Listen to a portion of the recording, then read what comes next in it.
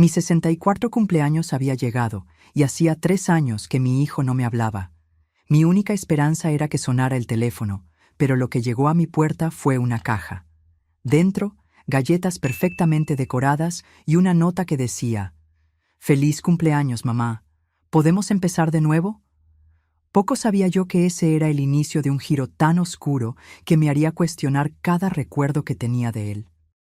Porque dentro de una de esas galletas, lo que encontré no fue un gesto de paz, sino una sentencia de muerte, la traición de un hijo, la maldad de quien pensé que conocía mejor que a mí misma, y el descubrimiento de que la pesadilla apenas estaba comenzando. Antes de continuar contando mi historia, cuéntame en los comentarios desde dónde me estás escuchando. Me encantaría saberlo. Mi nombre es Esmeralda. A los 64 años, la vida me había dado más silencio que compañía. Mi cumpleaños, ese año, comenzó como cualquier otro día de los últimos 3 años de un silencio pesado y ensordecedor. Un café amargo en la taza agrietada, el crucigrama de un periódico de hace una semana, y mi propia voz resonando en el vacío de la casa donde crié a Santiago. Siempre creí que conocía a mi hijo mejor que nadie. ¿Cómo podría ser diferente? Lo llevé en mi vientre durante 9 meses. Sentí cada movimiento, cada sollozo dentro de mí. Vi su primera sonrisa, sequé sus lágrimas, curé sus heridas. Ahora, a mis 64 años, miro la galleta envenenada guardada en una caja de pruebas y me pregunto, ¿realmente lo conocí alguna vez? Hacía 3 años que no hablaba con mi único hijo. 3 años desde aquella devastadora pelea que comenzó por algo tan banal, un comentario sobre la educación que le daba a su hija, y terminó con puertas azotadas y silencio absoluto. Ese día, vi algo en sus ojos que nunca había notado antes. No era solo rabia, era algo más profundo, más oscuro. El timbre sonó a las 10:37. Lo recuerdo con precisión porque miré el reloj de pared, el que perteneció a mi madre, pensando que tal vez era Josefina, mi vecina de la Ciudad de México, con algún pastel improvisado. Pero no era Josefina. En el umbral de la puerta había solo una caja.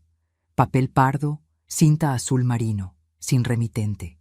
Solo mi nombre escrito con esa caligrafía que reconocería incluso si estuviera ciega. Santiago. Mis manos temblaron al tomar el paquete. Era ligero, olía a canela y vainilla. Dentro de la caja, anidadas en papel de seda, había 6 galletas artesanales, cada una decorada con un patrón diferente: estrella, luna, sol, flor, nube y corazón. Y una nota simple, escrita a mano: «Feliz cumpleaños, mamá. ¿Empezamos de nuevo?». Sentí un nudo en la garganta. Después de 3 años de silencio, ese era su intento de reconciliación. Típico de él. Siempre prefirió los gestos a las palabras, siempre fue parco con sus emociones. De niño, nunca lloraba cuando se lastimaba. Solo miraba la herida con una curiosidad extraña, como si estuviera estudiando su propio cuerpo. Llevé la caja a la cocina y miré largamente las galletas. Eran perfectas, meticulosamente decoradas. Santiago siempre fue así, obsesivamente detallista. Me acordé de él a los 8 años, doblando servilletas en formas geométricas perfectas, organizando sus lápices por tamaño y color, teniendo rabietas cuando yo cambiaba sus objetos de lugar. Por alguna razón que no pude explicar en ese momento, no comí ninguna galleta. Había algo en el gesto que no me parecía natural. Tal vez era el tiempo de distanciamiento, tal vez era el recuerdo de aquella última mirada. Guardé una de las galletas, la de corazón, en el refrigerador. Las otras 5 las puse en una pequeña cesta y por un impulso decidí llevárselas a Inés, la ex-suegra de Santiago. Irónicamente, nos habíamos acercado después de su divorcio y del distanciamiento entre nosotros. Ella siempre me trató con amabilidad, especialmente en los momentos más difíciles. Inés vivía a pocas cuadras en una casita pequeña y acogedora de Guadalajara. Cuando me vio en la puerta, sus ojos se iluminaron. «Esmeralda, ¡Qué maravillosa sorpresa! Y en tu cumpleaños. Me abrazó con fuerza, ese tipo de abrazo que solo las personas que conocen el dolor pueden dar. Te traje unas galletas, dije, extendiendo la cesta. Santiago, él me las envió para mi cumpleaños. Sus ojos se abrieron de par en par. ¿Santiago? ¿Después de tanto tiempo? Sí, creo que quiere reconciliarse. Inés sonrió, con su forma de ver lo mejor en las personas. Eso es maravilloso, querida. Señal de que los vientos están cambiando. Me invitó a pasar, pero me negué. Necesitaba estar sola, procesar lo que estaba sucediendo. Al despedirme, vi a Inés tomar una de las galletas, la de Estrella, y darle un mordisco. «Deliciosa», exclamó. Siempre tuvo talento para estas cosas. Recuerdo cuando le hacía pasteles a Dulce. Volví a casa con un peso extraño en el pecho. La soledad parecía aún más densa ahora. Pasé el resto del día mirando el teléfono, esperando una llamada que no llegó. Solo por la noche, ya acostada, me di cuenta de algo en el bote de basura de la cocina. Una pequeña botella de plástico sin etiqueta, con residuos de un polvo blanco. No recordaba haberla visto antes. Al día siguiente, el teléfono sonó temprano. Mi corazón dio un vuelco cuando vi el nombre en la pantalla. Santiago. Mamá. Su voz sonaba extrañamente controlada. Feliz cumpleaños atrasado. Gracias por las galletas, respondí, sintiendo que mi voz fallaba. Fue una sorpresa. Hubo un silencio al otro lado. Luego preguntó, en un tono que intentaba sonar casual. ¿Te gustaron? Eran bonitas, respondí. Le di algunas a Inés, tu ex-suegra. Le encantó la de Estrella. Hubo otro silencio, más largo, más denso. ¿Le diste mis galletas a Inés? La voz de él cambió por completo. Era fría, casi cortante. Sí, pensé que le gustaría. Eran para ti. Interrumpió con una intensidad que me asustó. Solo para ti, nadie más. Antes de que pudiera responder, colgó. Me quedé mirando el teléfono, sintiendo que algo estaba profundamente mal. Esa no era una reacción normal para alguien que simplemente había compartido unas galletas. 2 horas después, el teléfono sonó de nuevo. Era Dulce, la exesposa de Santiago. Esmeralda. Su voz estaba temblorosa. Inés está en el hospital de Monterrey. De repente empezó a sentirse mal. Vómitos, confusión mental. Antes de desmayarse, mencionó algo sobre unas galletas que le diste. Sentí que se me helaba la sangre. Miré la botella en la basura, la galleta solitaria en el refrigerador, y una terrible sospecha comenzó a formarse. ¿Y si las galletas que mi hijo me envió no eran un gesto de reconciliación, sino algo mucho más oscuro? ¿Y si, después de 3 años de silencio y resentimiento, Santiago hubiera decidido no solo cortar lazos conmigo, sino acabar con mi vida de una vez por todas? En el siguiente bloque, descubro la verdad sobre las galletas cuando mi amiga Luciana, que trabaja en un laboratorio, confirma mis peores sospechas. Lo que Santiago puso en las galletas era mucho más que un ingrediente secreto. Era una sentencia de muerte cuidadosamente planeada. Pero lo que me aterroriza de verdad no es solo el descubrimiento del veneno, sino lo que encuentro en el celular de Santiago cuando decido confrontarlo en su propia casa. El hospital de Toluca estaba abarrotado cuando llegué. Encontré a Dulce en el pasillo, con el rostro pálido y los ojos rojos. Nos abrazamos en silencio, unidas por un miedo que ninguna de las dos podía nombrar. «¿Cómo está?», pregunté. «Estable. Pero los médicos están confundidos. Dicen que los síntomas parecen de envenenamiento, pero no logran identificar la sustancia». Mi estómago se revolvió. Envenenamiento. La palabra resonó en mi mente como una campana fúnebre. «Dulce», dije, sujetando sus manos. «Necesito contarte algo». Le expliqué lo de las galletas, la extraña llamada de Santiago, la misteriosa botella en la basura. Mientras hablaba, vi el horror crecer en sus ojos. «¿Crees que Santiago?» No pude completar la frase. ¿Cómo decir en voz alta que sospechaba que mi propio hijo había intentado envenenarme? No lo sé, respondí honestamente. Pero necesito averiguarlo. Dulce me miró largamente antes de susurrar. Él cambió, Esmeralda. En los últimos años se volvió cada vez más distante, más obsesivo. Encontré cuadernos con anotaciones extrañas, fórmulas que no entendí. Pensé que era solo un pasatiempo, algo relacionado con esos foros de botánica que frecuentaba. Botánica. La palabra despertó un recuerdo lejano. Santiago siempre tuvo fascinación por las plantas, especialmente por las más exóticas y peligrosas. De adolescente, mantenía un pequeño jardín con especímenes que él mismo cultivaba, incluyendo algunas que me incomodaban. «Tengo que irme», dije de repente. «Voy a resolver esto». Salí del hospital con una determinación que no sentía desde hacía años. Llamé a Luciana, mi amiga de mucho tiempo que trabajaba en un laboratorio de análisis clínicos en Puebla. Nos conocimos cuando ella aún era practicante y yo enfermera en el mismo hospital. Luciana me debía algunos favores. «Necesito que analices algo para mí», le dije tan pronto como respondió. «Es urgente y tiene que ser discreto». Nos encontramos en un café cerca del laboratorio. Le entregué la galleta de corazón y la botella con residuos de polvo. «¿Qué estoy buscando?», preguntó, frunciendo el ceño. «Cualquier cosa tóxica. Una mujer está en el hospital después de comer una galleta como esta». Sus ojos se abrieron de par en par, pero no hizo más preguntas.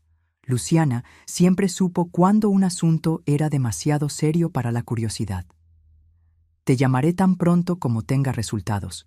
Puede tardar unos días». Los días siguientes fueron un tormento. Dividí mi tiempo entre las visitas a Inés en el hospital, que afortunadamente empezaba a recuperarse, aunque lentamente, y la angustiosa espera por los resultados. Las noches eran las peores.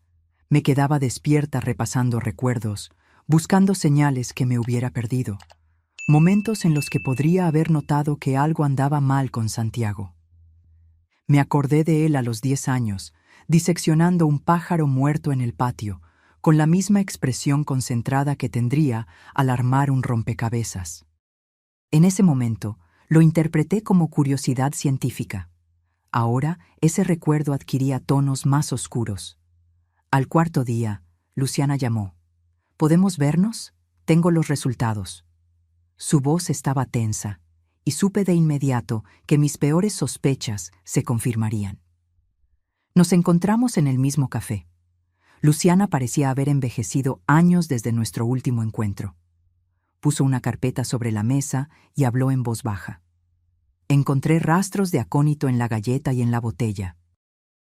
Es un veneno extremadamente potente, extraído de una planta llamada acónito o capucha de monje.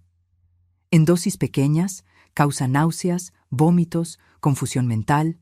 En dosis mayores». No necesitó completar. Yo sabía lo que significaba. «Esto no es algo que se encuentre por accidente en la comida, Esmeralda. Alguien lo puso ahí deliberadamente. Mi hijo, mi único hijo había intentado matarme». La realidad me golpeó como un tren a toda velocidad. Me sentí mareada, con náuseas. Luciana me sujetó la mano con fuerza. «Necesitamos ir a la policía», dijo. Asentí mecánicamente. En el fondo, sabía que era lo correcto, pero una parte de mí, la parte madre, se rebelaba contra la idea de entregar a mi propio hijo. El detective Carlos Reyes era un hombre de mediana edad con ojos amables que no encajaban con su trabajo. Escuchó mi historia sin interrupciones, tomando notas ocasionales. Cuando terminé, miró las pruebas que Luciana había traído.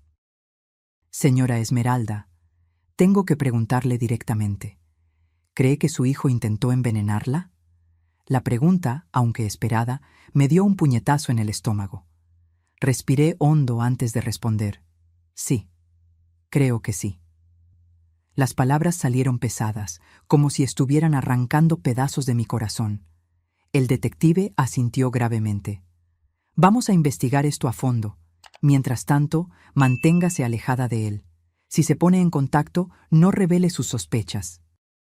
Salí de la comisaría sintiéndome como una traidora. Pero mientras caminaba a casa, algo comenzó a cambiar dentro de mí. El dolor dio paso a la ira y luego a una fría resolución. Necesitaba saber por qué.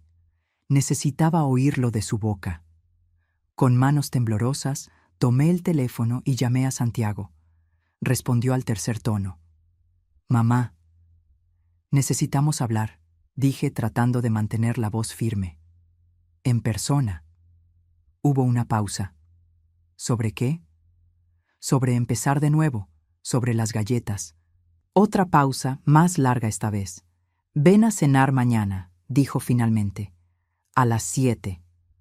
Antes de ir a encontrarme con él, me preparé con cuidado. Puse una pequeña grabadora en el bolsillo de mi abrigo, algo que el detective me había dado. «No lo haga», me había advertido. «Deje que nosotros nos encarguemos». Pero necesitaba enfrentarlo, necesitaba entender. La casa de Santiago era exactamente como la recordaba, impecablemente limpia, organizada, casi clínica en su perfección. Me recibió con una sonrisa que no llegaba a sus ojos. «Te ves bien», comentó, llevándome al comedor. «Lo estoy», respondí. «Inés también está mejorando». Vi sus hombros tensarse ligeramente. «Qué bueno», murmuró. Durante la cena mantuvimos una conversación superficial. Hablamos del clima, de noticias banales, como dos extraños demasiado educados para admitir que no tienen nada en común. Fue solo después, cuando sirvió café, que decidí lanzar mi cebo. «A Inés le gustó mucho la galleta de estrella», comenté casualmente. Dijo que tenía un sabor especial. Santiago se congeló momentáneamente. Luego, con un tono casi displicente, respondió. «Interesante que haya elegido justamente la de estrella». Sentí un escalofrío. Nunca le había mencionado cuál galleta había comido Inés. Solo dije, «con forma de estrella». Se había delatado. «¿Sabías que los médicos encontraron acónito en su sangre?», pregunté, mirándolo directamente a los ojos. «Es un veneno raro, extraído de una planta, extremadamente tóxico». Su rostro se puso pálido, pero su voz permaneció controlada cuando respondió. «Nunca oí hablar de eso». «Es curioso», continué, sintiendo mi corazón martillear contra el pecho. «Porque encontraron el mismo veneno en la galleta que me enviaste, la que guardé en el refrigerador». Nuestras miradas se encontraron, la mía acusadora, la de él indescifrable. Por un momento fugaz, vi algo moverse detrás de esos ojos familiares. Algo frío, calculador, casi curioso. «No sé de qué estás hablando», dijo lentamente. «Creo que sí lo sabes, Santiago», respondí, levantándome. «Y creo que sé por qué te molestaste tanto cuando supiste que le di las galletas a Inés. No eran para ella, ¿verdad? Eran solo para mí». Y entonces, en el silencio que siguió, hizo algo que me heló hasta el alma. Sonrió. Una sonrisa pequeña, casi imperceptible, pero indudablemente real. La sonrisa de quien observa un experimento fascinante. En ese momento, entendí que no estaba solo frente a mi hijo. Estaba frente a un extraño que había calculado mi muerte con la misma precisión con la que decoraba galletas. En el siguiente bloque, descubro los diarios secretos de Santiago y la escalofriante extensión de su obsesión. Cuando confrontó a Dulce con mis descubrimientos, ella revela un secreto que cambiará por completo mi comprensión sobre lo que realmente motivó a mi hijo a querer eliminarme. Y lo peor, descubro que no fui su primera víctima. Salí de la casa de Santiago como quien huye de un incendio, con el corazón acelerado y la sensación de haber escapado por poco de algo devastador. En el coche, mis manos temblaban tanto que apenas podía sujetar el volante. Encendí la grabadora y escuché nuestra conversación de nuevo. Ahí estaba, indiscutible. Se había delatado al mencionar la galleta de estrella. Conduje directamente a la comisaría de la Ciudad de México. El detective Reyes todavía estaba allí, trabajando hasta tarde. Cuando me vio entrar, sus ojos cansados se abrieron de par en par. Señora Esmeralda, ¿qué pasó? Grabé todo, dije, entregándole el dispositivo. Prácticamente confesó. Reyes escuchó la grabación 2 veces, tomando notas. Cuando terminó, su mirada era grave. Esto, combinado con las pruebas de laboratorio, es suficiente para una orden de arresto. Pero, señora Esmeralda, necesito que entienda algo. Cuando arrestemos a su hijo, no habrá vuelta atrás. Lo sé, respondí, sintiendo un peso enorme sobre mis hombros. Pero no tengo elección. Él intentó matarme, y casi mata a Inés por error. A la mañana siguiente, recibí la llamada. Santiago había sido arrestado en su casa de Coyoacán. Según el detective, no se resistió. Se mantuvo en calma, casi sereno, como si hubiera esperado este momento. No fui a visitarlo. No podría soportar mirar a los ojos del hombre en que se había convertido mi hijo. En cambio, pasé los días siguientes al lado de Inés en el hospital. Su recuperación era lenta, pero constante. Los médicos decían que había tenido suerte. La galleta contenía una dosis menor de veneno que las otras. Las galletas tenían diferentes concentraciones, explicó Reyes cuando me encontró en el hospital. La de corazón, la que usted guardó, contenía la dosis más alta. Las otras tenían cantidades menores, como si estuviera experimentando, completé, sintiendo náuseas. Precisamente. Y hay más. Conseguimos una orden para examinar su computadora. Santiago frecuentaba foros sobre plantas venenosas bajo seudónimos. Encontramos anotaciones detalladas sobre la extracción de acónito, los efectos en diferentes dosis, métodos de administración. Cerré los ojos, tratando de procesar el horror. Mi hijo no había actuado por impulso. Aquello fue planeado, estudiado, ejecutado con precisión científica. ¿Por qué? Pregunté, más para mí misma que para el detective. ¿Por qué haría algo así? Estamos investigando. Hay indicios de que usted puede no haber sido la primera persona a la que intentó perjudicar. La implicación de esas palabras me golpeó como una tonelada de ladrillos. ¿No la primera? ¿Quién más podría haber sido su objetivo? 2 días después, Dulce me llamó. Su voz estaba rota, como si hubiera llorado durante horas. Encontré algo, dijo. En la casa, en el sótano. Tienes que verlo. El sótano de la casa de Santiago siempre fue su territorio privado. Incluso cuando éramos cercanos, rara vez me permitía entrar allí. Es mi laboratorio, decía con una sonrisa enigmática, donde hago mis experimentos. Cuando llegué, Dulce estaba sentada en el porche, los ojos hinchados de tanto llorar. Sin decir una palabra, me llevó al sótano. La puerta estaba abierta, forzada por la policía durante la investigación. Lo que vi allí dentro me dejó sin aliento. Era, de hecho, un laboratorio. Había estantes con frascos cuidadosamente etiquetados, un pequeño herbario con plantas secas, equipos que parecían haber salido de un laboratorio profesional. Pero no fue eso lo que me impactó. Fue la pared del fondo, cubierta de fotos. Fotos mías. Cientos de ellas, de diferentes épocas, algunas tan antiguas que apenas me reconocía, otras recientes, tomadas sin mi conocimiento. Entre las fotos, anotaciones en caligrafía meticulosa detallaban mi rutina, los lugares que frecuentaba, las personas con las que me relacionaba. Te observaba, dijo Dulce en voz baja, durante años. Sentí que mis rodillas flaqueaban. Dulce me sostuvo y me condujo a una silla en la esquina del sótano. Hay más, continuó abriendo un cajón. De adentro, sacó varios cuadernos encuadernados en cuero. Son sus diarios. Empecé a leer. No pude seguir. Con manos temblorosas, abrí uno de los cuadernos. La fecha en la primera página era de hace 5 años. La caligrafía era la misma de las notas, de las etiquetas, de las anotaciones en la pared. Precisa, controlada, casi artística. Ella nunca entendió.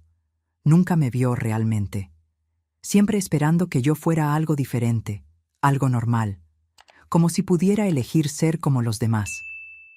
La decepción en sus ojos. La vi toda mi vida. Ahora entiendo lo que tengo que hacer. No por rabia, sino por necesidad. Es un experimento al fin y al cabo. El más importante que he realizado. Hojeé el cuaderno, cada página más perturbadora que la anterior. Santiago documentaba sus pensamientos, sus observaciones sobre mí, sus planes. Inicialmente vagos, se volvían gradualmente más específicos, más detallados. En un extracto, describía cómo había empezado a cultivar Aconitum napellus, la planta de la que se extrae el acónito, en un pequeño jardín escondido en la parte trasera de su propiedad. En otro, relataba sus experimentos con diferentes métodos de extracción del veneno. Cuando llegué a las entradas más recientes, sentí como si estuviera leyendo la mente de un extraño. Las galletas son el vehículo perfecto. A ella siempre le gustaron los dulces. Y hay algo poéticamente justo en usar comida, el símbolo máximo de nutrición maternal, como medio de liberación. Calculé las dosis cuidadosamente. Cada galleta tiene una concentración específica. Quiero observar los efectos, entender cómo el cuerpo reacciona a diferentes niveles de la sustancia. No es personal, es ciencia. Cerré el cuaderno, incapaz de continuar. Miré a Dulce, que observaba mi reacción con una mezcla de pena y horror. Cuando nos separamos, dijo en voz baja, pensé que era por las peleas, por las diferencias irreconciliables. Ahora entiendo que había algo más profundo mal con él, algo que tal vez siempre estuvo allí, esperando para emerger. Había otros nombres en los diarios, continué, recordando las páginas que había leído rápidamente. Otras personas a las que observaba. Dulce asintió lentamente. La policía está investigando. Ya encontraron a otras 2 personas que presentaron síntomas similares a los de Inés en los últimos años. Personas cercanas a Santiago. Un compañero de trabajo de Mexicali. Un vecino.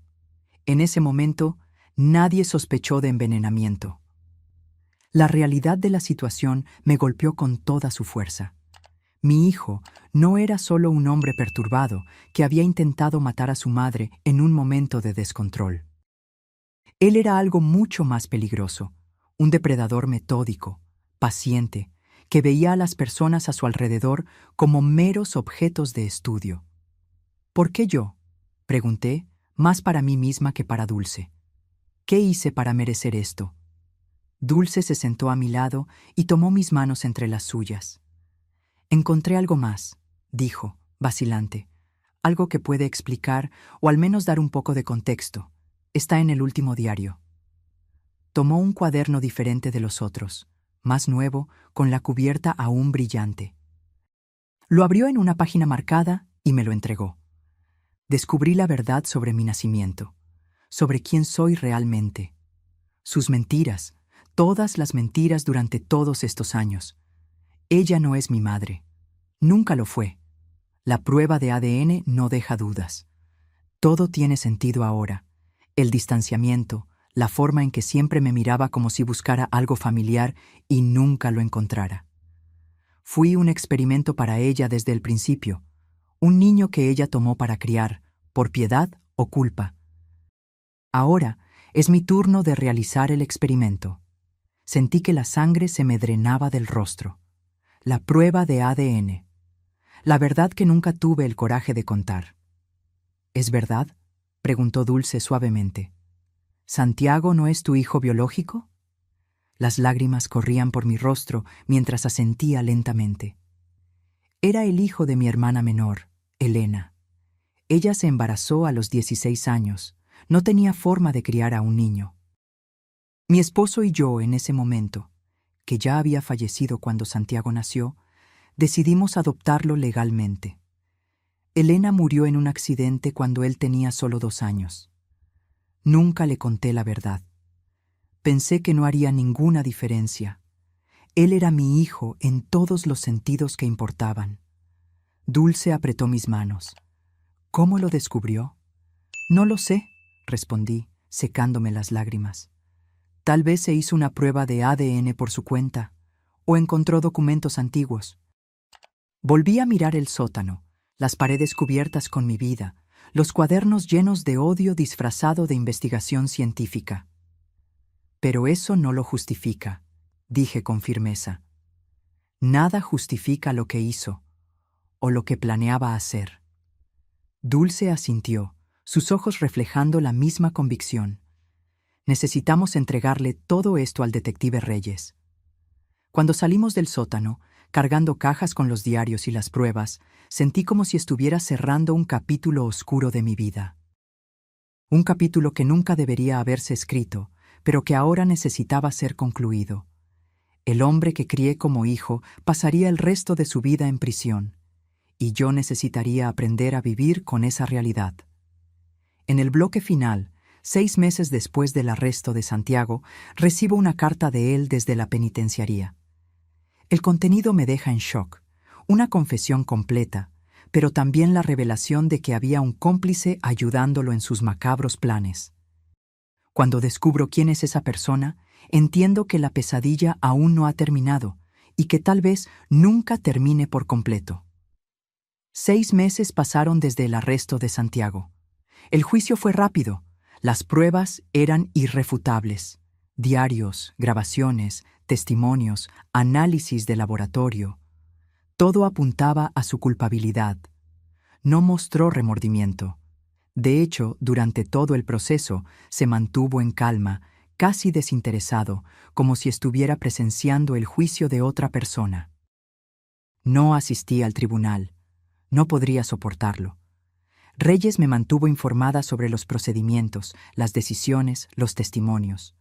Cuando llegó la sentencia, 30 años por intento de homicidio calificado, con posibilidad de extensión si las investigaciones sobre las otras posibles víctimas revelaban más crímenes. Sentí un alivio mezclado con una profunda tristeza. Lentamente intenté reconstruir mi vida. Volví al trabajo voluntario en el hospital local de Cancún, algo que había abandonado en los últimos años. Redecoré la casa, moviendo muebles, pintando paredes, como si pudiera borrar los recuerdos junto con las marcas en la madera antigua. Inés se recuperó por completo y nos volvimos aún más cercanas. A veces cenábamos juntas y hablábamos de todo, excepto de Santiago. Dulce se mudó a otra ciudad, pero nos mantuvimos en contacto regular. Ella fue la única que visitó a Santiago en la prisión, una sola vez, para recoger documentos que necesitaba firmar para el divorcio. Estaba igual, me contó por teléfono, como si nada hubiera pasado. Preguntó por las plantas que había dejado en casa. Una mañana de otoño, cuando las hojas comenzaban a amarillear y el aire traía ese frescor característico de la estación, recibí una carta. El sobre era simple, institucional, con el sello de la penitenciaría estatal en la esquina superior. Dentro, 2 hojas de papel llenas con esa caligrafía que conocía tan bien. Durante largos minutos, solo sostuve la carta cerrada, incapaz de reunir el valor para leer lo que Santiago había escrito. Finalmente, con manos temblorosas, desdoblé las páginas. Mamá, si es que puedo llamarla así, sé que probablemente nunca nos volveremos a ver. Esto no me entristece. De hecho, hay una cierta poesía en este distanciamiento final, la conclusión lógica de un experimento que comenzó mucho antes de lo que imaginas. Decidí escribir no para pedir perdón, no siento remordimiento, ni para explicarme, las explicaciones son irrelevantes ahora. Escribo porque, como científico, creo en la documentación completa. Y hay elementos de este caso que siguen oscurecidos. Probablemente encontraste mis diarios. Sabes sobre el acónito, sobre las galletas, sobre mis estudios. Lo que no sabes, lo que nadie ha descubierto aún, es que no lo hice solo. Tuve ayuda. Alguien que compartía mi curiosidad, mi enfoque metodológico, mi insatisfacción con las explicaciones convencionales para los fenómenos humanos. Alguien que me proporcionó parte de los materiales, que me ayudó a calcular las dosis, que monitoreó tus movimientos cuando yo no podía. No revelo esto por venganza o para disminuir mi responsabilidad. Lo hago por precisión científica. Un experimento mal documentado es un experimento fallido. Esa persona sigue libre, sigue observando, sigue curiosa. Tal vez un día se encuentren, tal vez no. Considera esta información mi último regalo para ti, Santiago. Dejé caer la carta al suelo. Un cómplice. Alguien que lo ayudó a planear mi muerte. Alguien que aún estaba libre. Con el corazón martilleando contra el pecho, llamé al detective Reyes. Vino de inmediato, recogió la carta como prueba y prometió investigar. Podría ser un farol, dijo, tratando de calmarme. Un último intento de manipulación. Pero algo me decía que no lo era. Conocía a Santiago, o creía que lo conocía. Él no mentiría sobre eso. No había motivo. Si quisiera asustarme, podría haber inventado algo mucho más aterrador. En los días siguientes, me sumergí en la paranoia. Examinaba a cada persona que se cruzaba en mi camino. Cuestionaba cada interacción. ¿Quién podría ser? ¿Alguien que conocía? ¿Alguien cercano? Reyes volvió una semana después con aspecto preocupado. Entrevistamos a Santiago en la prisión, explicó. Se niega a identificar al cómplice. Dice que eso comprometería la integridad del experimento. Estamos revisando todos sus contactos, todas sus comunicaciones. ¿Y mientras tanto? Pregunté. ¿Debo simplemente esperar a que esa persona decida visitarme? Reyes suspiró. Vamos a aumentar la vigilancia en su casa. Patrullas regulares. Y sugiero que se quede con alguien por un tiempo. Esa noche llamé a Inés. Le expliqué la situación. Le pedí que viniera a quedarse conmigo unos días.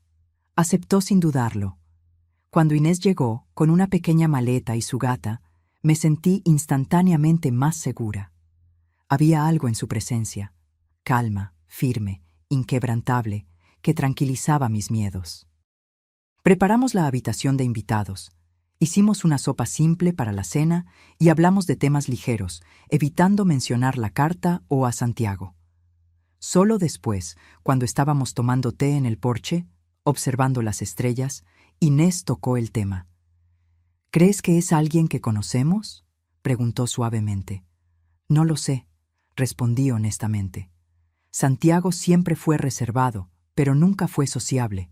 No tenía muchos amigos, al menos no que yo supiera. Inés asintió, pensativa. Él y Dulce vivían prácticamente aislados en los últimos años en Tlaxcala. Rara vez salían, rara vez recibían visitas. Excepto por la profesora de piano de Carla, comenté, recordando a la hija pequeña de Santiago y Dulce, que ahora vivía con la madre en otra ciudad. ¿Cómo se llamaba ella? Vivian Arantes, respondió Inés de inmediato. Vivian Arantes, una mujer extraña. Siempre pensé que había algo frío en ella. Me quedé en silencio, repasando el nombre en mi memoria. Vivian Arantes. Nunca la conocí en persona, pero Santiago a veces la mencionaba como excepcional, diferenciada, una mente brillante desperdiciada dando clases de piano a niños. A la mañana siguiente, mientras Inés aún dormía, llamé a Dulce. Vivian Arantes, dije sin preámbulos. Quiero saber todo sobre ella. Hubo una pausa tensa al otro lado de la línea. ¿Por qué preguntas por Vivian?, Dulce respondió, su voz de repente cautelosa. Le expliqué lo de la carta, lo del supuesto cómplice. Dulce escuchó en silencio. Cuando terminé, soltó un largo suspiro.